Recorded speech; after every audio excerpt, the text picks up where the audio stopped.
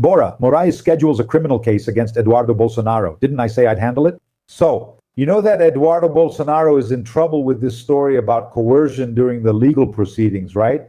Why? Because he kept coercing the justices of the Supreme Federal Court while in the United States, with that story about the Magnitsky Act, taking away the justices' visas and imposing tariffs on Brazil. Let's not forget that Donald Trump wrote in the letter where he imposed the first tariffs that the Bolsonaro case had to be ended, that this was the reason why he was imposing the tariffs. All of this is coercion during the course of the process. You're coercing the judge who will judge your father so that this judge doesn't convict your father. This is known as coercion during the process. He was indicted by the federal police and charged by the public prosecutor's office and the office of the Prosecutor General of the Republic. As a federal deputy with privileged jurisdiction, his case is being handled by the Supreme Federal Court. And Xandão, who is the rapporteur, has already sent it to the first panel. Look, you can already schedule the trial, Flávio Dino. Why Flávio Dino? Because he is the president of the first panel. And the president, always remember, in politics and in justice, the president controls the agenda. He decides what will be voted on. He decides what will be judged, the date, what goes to trial, what doesn't. It's always the president. Flávio Dino chairs the first panel. Xandão is just waiting for him to schedule the trial. It's going to be an in-person trial. It won't be that thing of submitting votes over the internet, which is the virtual plenary, nothing like that. It will be right there, everyone talking, everyone arguing, discussing, to judge Eduardo Bolsonaro. This trial could still happen this month. The month of June, we're on the 3rd. The month is just starting. This could happen quickly. And if it happens, Eduardo Bolsonaro will become ineligible.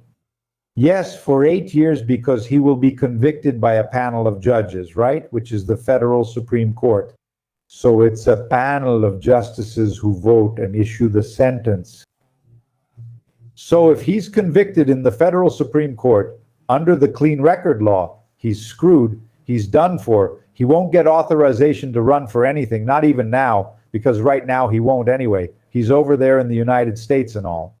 Not even in the future, because it's 8 years, right? And this ineligibility can't be reversed because of the conviction he has, and it's a final conviction, right? He can file an appeal here and there just to delay the sentence, but not to change the sentence if he's convicted in the Federal Supreme Court. Why? Because there's no higher court above the Federal Supreme Court.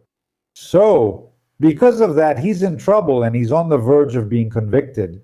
But will he go to jail?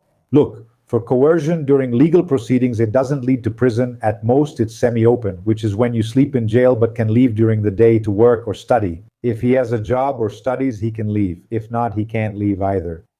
He stays in jail. But anyway, since the sentence is up to 4 years in prison, up to 4 years doesn't mean jail time. Anyone sentenced to a maximum of 4 years will go to a semi-open regime. Anyone sentenced to less than 2 years remains in the open regime, meaning they stay at home.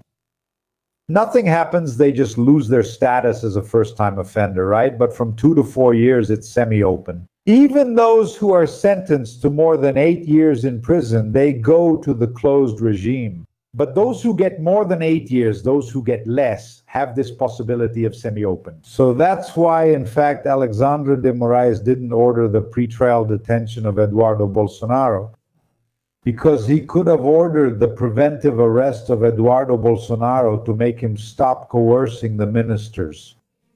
But since it's a crime that doesn't lead to jail time, also because of that, if the crime doesn't lead to jail, the minister won't order the guy's preventive arrest, since even if he's convicted, he won't stay in prison. That's why there's no arrest warrant for Eduardo Bolsonaro, Dudu Bananinha. The return of Datena to politics, my friend Datena, the one with the chair incident, said he's coming back. He left the party he was in PSDB, he went back to PSB, the party of Geraldo Alckmin, the vice president, right? And why did he come back? Because he intends to run for federal deputy. And PSB is encouraging him, go Datena, go, there you go. Hit him with a chair. No, not that, but like go there, run for office. You know the little devil whispering in your ear? So that's the PSB crowd whispering in Datena's ear. Go ahead, run for federal deputy, you'll get elected and all that. And Datena, who got bitten by the politics bug, right? So did he like it? He said, no, I shouldn't have run and all that. But he liked it, and now maybe he says he's seriously considering it. Seriously, it's not just speculation from someone who doesn't know what they're talking about. No. Datena says he's seriously considering running for federal deputy in this year's elections. So, we're going to see Datena stirring things up in these elections. You can count on it. Claudemir says the following: look, we need to elect deputies and senators from our base. I agree. We need to change the profile of the National Congress, because the profile of Congress today is extremely reactionary and only harms Brazil. So let's pay attention to who we elect. It's fundamental. Claudemir also sends greetings from Mauá, São Paulo. Thank you, Claudemir, for your contribution and for the greeting. Lincoln, Brazil, Senator Flávio Rachadinha won't survive the aftermath of Vorcaro's plea bargain. He won't even be a candidate, will he? Look, I have the impression that Bolsonaro won't back down. You know, he nominated his son and he'll go all the way. But maybe you're right? If Vorcaro's plea bargain was really devastating, if he reveals all the schemes, it will be hard for him to remain a candidate. They'll have to find another candidate. Do you think this other candidate will reach the second round? Will they be able to keep the Bolsonaro supporters united? Flávio has the Bolsonaro last name, and for them it's important to keep that name on the ballot, even if it means losing. But if the plea bargain is devastating, there's a real risk he might not even be a candidate. Monsieur Palacio. Ricardo Mello, do you think they won't get rid of Vorcaro? He just renewed his subscription here.